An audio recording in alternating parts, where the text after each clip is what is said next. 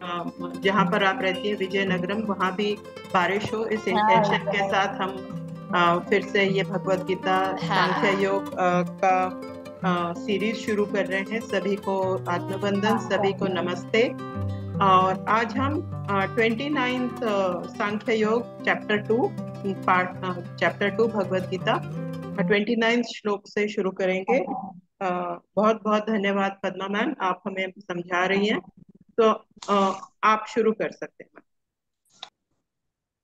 आश्चर्यवत् पश्यति कश्चिदेनम् आश्चर्यवद्वदति तथैव चान्यः आश्चर्यवच्चैनमन्यः शृणोति श्रुत्वाप्येनं वेद न चैव कश्चित्।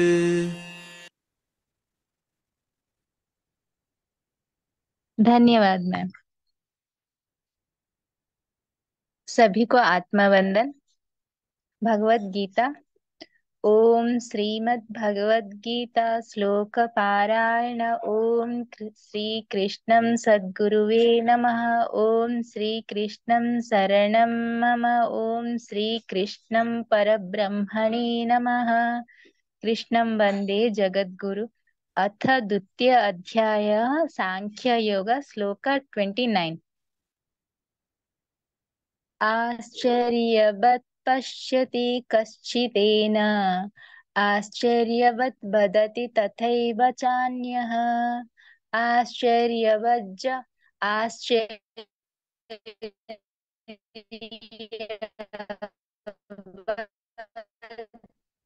आश्चर्यवच्चैनमन्यः शृणोति श्रुत्वापेनं वेद न चैव कश्चित्। धन्यवाद। धन्यवाद मैम। तो इस श्लोका का हर एक शब्द का अर्थ भी जान लेते हैं। आश्चर्यवत, जैसे भी शब्द से ही पता चल रहा है कि आश्चर्य भाव से देखना। पश्यति, देखना। कश्चित, कोई कोई कोई। एनम, इस आत्मा को। आश्चर्यवत, आश्चर्य जैसे। वदंती, कहते हैं। तथा, ऐसे। एव, वास्तव में। च, एवं। अन्यः, दूसरे लोग। आश्चर्यवत, आश्चर्य भाव से। फिर च, मध्य। एनम, इस आत्मा को। अन्यः, दूसरे लोग। श्रुणोति, सुनते हैं।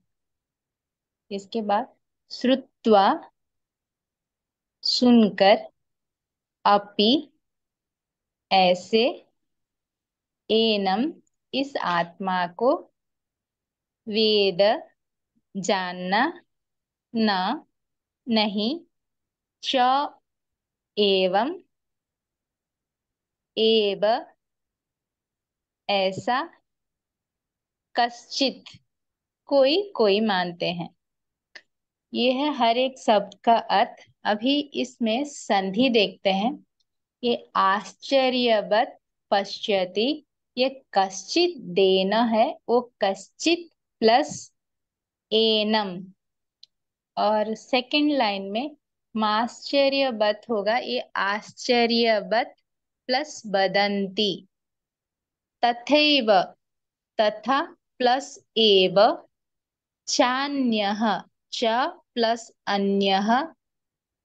आश्चर्यवत, यह थर्ड लाइन का आश्चर्यवत प्लस च प्लस एनम प्लस अन्यः। शृणोति, और श्रुत्वा पेन्यः, यह है श्रुत्वा प्लस अपि प्लस एनम। और हो गया हर एक शब्द का। चैव, च प्लस एव, ये हर एक शब्द का संधि है। अभी इस श्लोका का अर्थ। ये श्लोका क्या कहता है? श्लोका 29।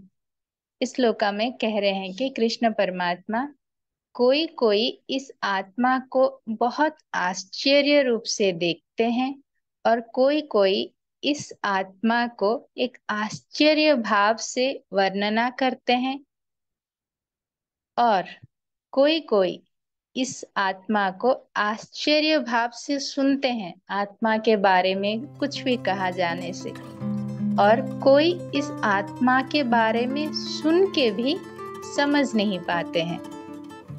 ये आत्मा के ज्ञान के बारे में कहा गया है। साधारण मनुष्य कैसे आत्मा के बारे में प्रतिक्रिया प्रकट करता है। तो इस श्लोका का अभी थोड़ा सा हम व्याख्यान देखते हैं। इस श्लोका में क्या कह रहे हैं कृष्ण परमात्मा। अगर आप व्याख्या के ऊपर बात करते हैं तो आध्यात्मिक विद्या जो है वो केवल हम कोई किताब पढ़ के व किसी के मुंह से सुन के हम प्राप्त कर नहीं सकते। आध्यात्मिक विद्या जो है वो एक प्रैक्टिकल नॉलेज है। आध्यात्मिक विद्या को जो कितना सहज से समझ सकते हैं, सहज से समझ जाना ये मुश्किल है। आध्यात्मिक विद्या को आपको आचरण में लाने के बाद में ही समझ में आएगा। इसीलिए हम आध्यात्मिक विद्या को हम प्रैक्टिकल साइंस भी कहते हैं। आध्यात्मिकता में हर एक विषय को जो भी आप सुनते हैं उसको पहले आचरण में लाने से ही आप उसका अनुभव कर सकते हैं, अर्थात उसका प्रत्यक्ष भाव से अपने जीवन में अनुकरण करना है, तभी आप उस आध्यात्मिकता का अर्थ समझ पाएंगे और संपूर्ण रूप से समझ पाएंगे। और इस आध्यात्मिकता को संपूर्ण रूप से समझने के लिए, अनुभव करने के लिए कितने जन्मों का पुण्य फल चाहिए, चित्त शुद्धि भी चाहिए, और सबसे बड़ी बात कामना रहित और इंद्र निग्रह, ये सब आवश्यकता है हम आत्मज्ञान को अपने जीवन में आचरण करने के लिए। और हृदय क्षेत्र सतगुण प्रधान होना चाहिए और उसमें रजोगुण और तमोगुण का नाश हो जाना चाहिए, विलोप होना चाहिए। और वो हमारा जो हृदय स्थल है, मन जो है, एक निर्मल दर्पण के जैसा रहना चाहिए। एक जैसे निर्मल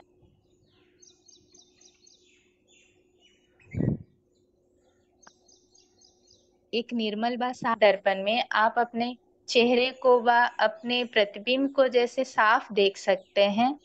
और एक साफ कपड़े को कोई भी कलर में उसको रंग में डाल दीजिए, वो रंग जैसे वो सूख लेता है, वो कपड़ा ले लेता है। और एक उर्वर जमीन है, वहां पर कोई भी बीज डाल दो, वहां पर वो पेड़ उग जाता है। वैसे ही हमारे मन को भी इतना ही निर्मल रखना पड़ेगा अगर आपको आत्मज्ञान को अपनाना है या सीखना है। वो ब्रह्म तत्व को या ब्रह्म का साक्षात्कार शीघ्र होने के लिए हमारा मन जो है इतना ही निर्मल होना पड़ेगा, इतना ही निर्मल और पवित्र रखना पड़ेगा। और हमारे मन में वो परम सत्य, परम ब्रह्म को जानने के लिए जो जिज्ञासा है व जो जानने की इच्छा रहती है, वो सिर्फ यांत्रिक भाव से नहीं होना चाहिए, अंदर से आना चाहिए वो भाव। तभी हम उस परब्रह्म से या परम सत्य को जान पाएंगे। और एक बात, हम अगर कोई भी चीज आध्यात्मिकता में सुनते हैं, पढ़ते हैं, एक यांत्रिक रूप से कर लेते हैं, कोई श्लोका पढ़ लिया, कोई भगवान का भजन पढ़ लिया, कोई भगवान का नाम ले लेते हैं, बोलते हैं कि कुछ लोग हम विष्णु का सहस्र नाम करते हैं, सहस्र नाम में 10 नाम आने के बाद 11 नाम में वो बोलते तो रहते हैं, लेकिन मन कहाँ घूमता रहता है किसी को पता नहीं। बोलते हैं ललिता सहस्र नाम हम दिन में 4 बार करते हैं, लेकिन ललिता सहस्र नाम में 1000 जो नाम होते हैं माँ की, उसका अर्थ को कोई जान के उसको आचरण में भी लाना है उसको। इसको आध्यात्मिकता कहते हैं कि हम जो कहते हैं जो करते हैं उसको अनुभव करना है, उसके साथ जुड़ना है, तभी हम उस परम सत्य को या परम तत्व को पहचान पाएंगे। तो ये सब के लिए, हर चीज के लिए, उस परम सत्य को जानने के लिए हमें चित्त शुद्धि की जरूरत होती है। और चित्त शुद्ध व्यक्ति इस भौतिक संसार में बहुत ही बहुत दुर्लभ रहते हैं, आप कह सकते हैं कि बहुत कम है। इसीलिए आत्मा का जो अनुभूति है, अनुभव प्राप्त किए हुए लोग भी इस दुनिया में बहुत दुर्लभ है। ये कृष्ण परमात्मा इस श्लोका में कह रहे हैं, क्योंकि आत्मा के बारे में जो कह रहे हैं, ये क्या सुन, जो आत्मा का अनुभव जो लोग किए हैं वो बहुत दुर्लभ है। वो जब दूसरों लोगों को वो आत्मा के बारे में बोलते हैं, उनको वो आश्चर्य ही लगता है, जो सुनते हैं आश्चर्य लगता है, जब कहते हैं भी आश्चर्य लगता है, क्योंकि उनको वो अनुभव नहीं हुआ है ना, वो भौतिक दुनिया के साथ जुड़े हैं। इसीलिए आत्मा का जो अनुभव किए हैं वो लोग चित्त शुद्ध हैं, और उनका इस दुनिया में बहुत दुर्लभ है वैसे लोग। और कैसे लोगों को आत्म साक्षात्कार होता है, जो इंद्रिय को निवृत्त कर सकते हैं, और उन जिनका चित्त जो है शुद्ध रहता है, एकदम निर्मल रहता है, पवित्र रहता है, और बाह्य बाह्य भौतिक दुनिया से वो खुद को निवृत्त रखते हैं, और हमेशा अंतर्मुख होके मोक्ष के लिए तीव्र व्याकुलता के साथ निरंतर अपना प्रयास को जारी रखते हैं। वही वैसे ज्ञानी लोग परमात्मा का साक्षात्कार कर पाते हैं। आत्मा जो है, जो आत्मा जो चीज है, आत्मा जो वस्तु है, जो भगवान आत्मा के रूप में हम सब में अवतरण किए हैं, क्षुद्र से क्षुद्र, सूक्ष्म से सूक्ष्माधि रूप में हमारे हर एक जीव प्राणी में भगवान का एक अवतरण है आत्मा के रूप में। ये आंख से देखने वाली चीज भी नहीं है, कानों से सुनने वाली भी नहीं है, मुंह से भी इसको बोलने वाली चीज भी नहीं है। इसका अनुभूति केवल आप निर्मल मन से ही कर सकते हैं। आत्मा का आत्मा जो है ये हृदय के एकदम अंदर अंतः गृह में रहता है, छुप के रहता है, और इसके लिए निष्काम कर्म, भक्ति, वैराग्य, ज्ञान, मानविकता आदि सद्गुण की द्वारा द्वारा आप इस हृदय को निर्मल करके आत्म विचार द्वारा उस आत्मा का अनुभव कर सकते हैं।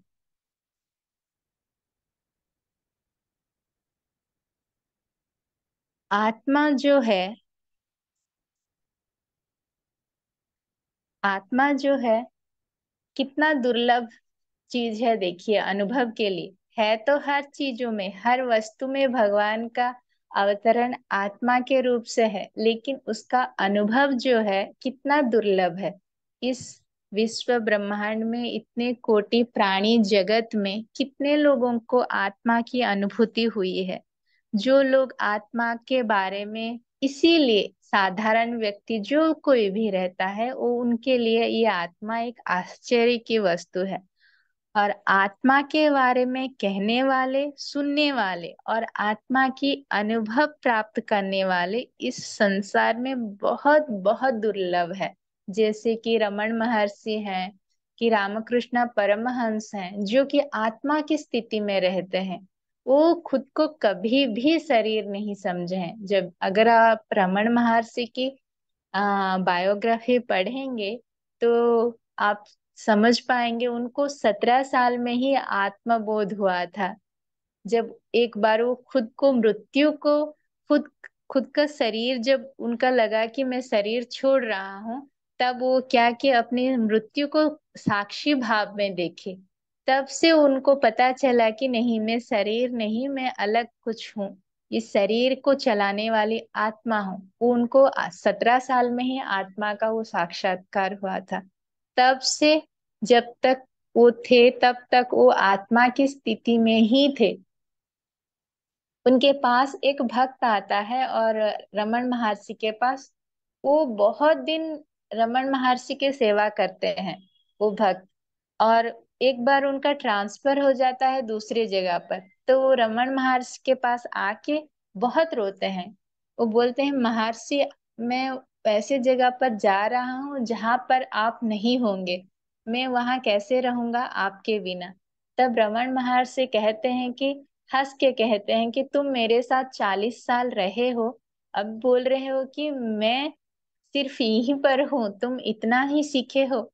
ऐसा जगह नहीं है कि मैं जहाँ नहीं हूँ, मैं तो हर जगह पर हूँ। ऐसा कोई चीज जगह दिखाओ जहां पर मैं नहीं हूँ। तो ये है आत्मा की स्थिति। ऐसे लोग बहुत बहुत कम रहते हैं। और वैसे लोगों को हम साधारण व्यक्ति क्या, जो लोग हम आत्मा की स्थिति में नहीं होते, हम शरीर की स्थिति में जो लोग रहते हैं, वो लोग उन आत्मा की स्थिति में रहने लोगों को पागल भी समझते हैं, क्योंकि उनकी बात हमारे समझ के बाहर है। जब वो लोग बोलते हैं कि मैं ये शरीर में नहीं हूँ, सारा विश्व में व्याप्त हूँ, सर्व विश्व में व्याप्त हूँ, तो हमारे जैसे साधारण व्यक्तियों को ये बात समझ के परे है। तो हम लोग, जो लोग आत्मा की स्थिति में नहीं होते हैं, तो उनको वैसे ही समझते हैं, ये लोग क्या बात करते हैं, पागलों के जैसे। लेकिन हम अगर रमन महर्षि, रामकृष्ण परमहंस, शायद इस जीवन में हो पाए या नहीं, लेकिन उनकी आत्मकथा, उनकी जो आत्म स्थिति है, वो जान के खुद को कुछ दूर तक सुधार पाएंगे।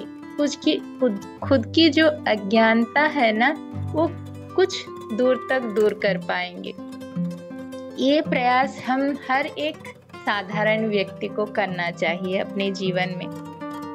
हम अगर इस शरीर की स्थिति से बाहर आके हम पूरा उनके जैसे आत्म स्थिति या ब्रह्म स्थिति में आ जाए, ये तो मैं नहीं कहती हूँ, लेकिन उनके जैसा कुछ अपने जीवन में आचरण कर पाए, इसका प्रयास हमें जरूर करना है।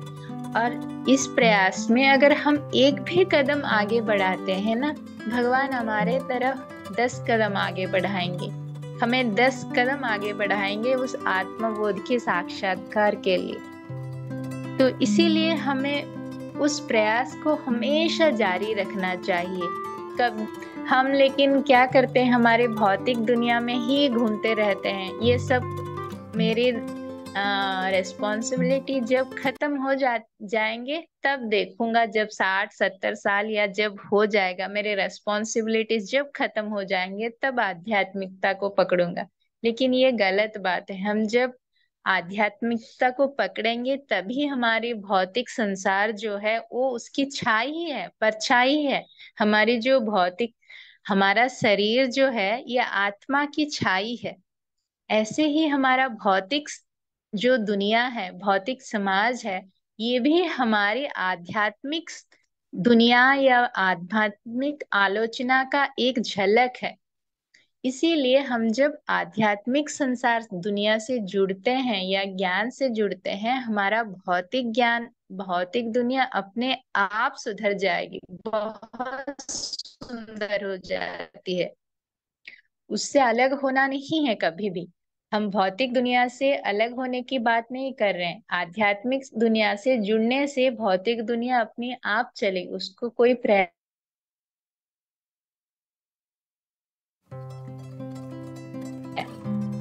जो आश्चर्य बोलते हैं साधारण व्यक्ति, तो कृष्ण परमात्मा कह रहे हैं कि सभी मानव, सभी को कह रहे हैं कि ये आत्मा जो है ये नित्य है। इसीलिए कोई भी व्यक्ति व कोई भी जीव कभी भी दूसरों के लिए ये नष्ट हो गया है, ये अभी नहीं है, इसीलिए हमें उस व्यक्ति के लिए शोक नहीं करना चाहिए, क्योंकि हर चीज, वो शरीर छोड़ा है लेकिन वो और एक रूप में कहीं ना कहीं पर प्रकट जरूर होगा। इसीलिए किसी के लिए हमें दुख नहीं करना है। ये कृष्ण परमात्मा का बोध है इस श्लोक में। सभी को धन्यवाद। पद्मा मैम, आपको भी धन्यवाद। आपने वो श्लोक और कहानी जब आप बताते हो तो हमें अपनी रियल लाइफ में कैसे इस बात को समझना है वो भी क्लियर हो जाता है। धन्यवाद मैम, धन्यवाद सभी को। आप बहुत अच्छा, देखिए मैं आपको गुड न्यूज बोलूंगी, आपका इंटेंशन बहुत क्लियर था। बारिश होने स्टार्ट हो रहा है हमारे यहाँ पर, रियली अभी कॉटन सब उड़ने लगे हैं। मैं तो देखिए, अरे बारिश, कितना धूप था, अभी कितना बारिश होने हो रहा है, पूरा ब्लैक हो गया है क्लाउड से एकदम। बहुत बहुत मुबारक हो। Thank you ma'am. चलो भाई, हमें भी थोड़ा राहत मिलेगी धूप से। बहुत अच्छी बात है। दिल्ली से भेज दिया उन्होंने आपको, विजयनगर भेज दिया दिल्ली से बारिश। हाँ मैम, मेरे मम्मी लोग जब भोपाल से आए ना, बोल रहे कि भोपाल में 32-33 डिग्री टेम्परेचर है और यहाँ पर क्या भाई 46-47 टेम्परेचर है। मैं बोली हाँ, यहाँ तो हमेशा ऐसा ही रहता है।